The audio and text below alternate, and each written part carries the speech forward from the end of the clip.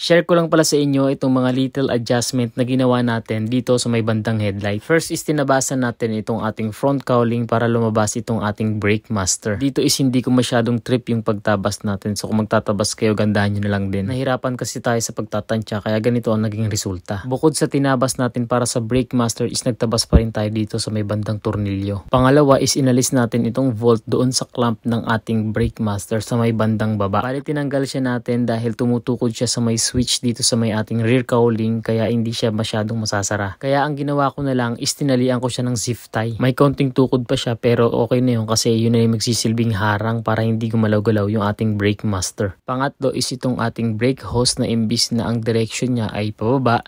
So ang ginawa natin is papasok doon sa loob. Bali ganito dapat yung kanyang setup pero ang ginawa natin binago natin at pinapasok natin doon. Kapag hindi kasi natin siya binago is tatama siya dito sa cowling. Bali may ipit siya. May mga napanood ako na ang ginagawa nila is binibend nila ito. So nung tinry ko is napakahirap, napakatigas niya. So kailangan talaga ng proper tool. Bali as of now, ito muna ang posisyon niya. Bali papasok siya dun sa loob. Pero hindi pa siya final kasi baka mamaya may maapektuhan dahil sa ganitong posisyon niya. Pang-apat is dahil nagpalit tayo ng front brake so nagbago rin yung brake switch nito. Ang ginawa ko is dinugtungan ko siya ng wire para umabot siya dito sa may brake switch kasi bitin na yung wire. Hindi na makakarating dito. Sa pag-connect naman wala namang problema kahit magkabaliktaran yan basta yung dalawang wire ma-insert mo dun sa ating brake switch. At ang huling ginawa natin is dahil sa nagpalit tayo ng bagong headlight, bali yung sakit niya nagbago rin. Kaya kinuha natin yung nasa stock tapos yun ang pinalit natin kasi itong bago is pa square yung sakit niya. Unlike naman dun sa stock na yung tatlo is magkakahilera lang, dito nagkapatong. Wala namang babaguhin, bali tanggal kabit lang naman. Bali as of now, yan lang naman yung mga adjustment na ginawa natin. Kung trip nyo pang mapanood ang mga videos natin, so follow nyo lang ako.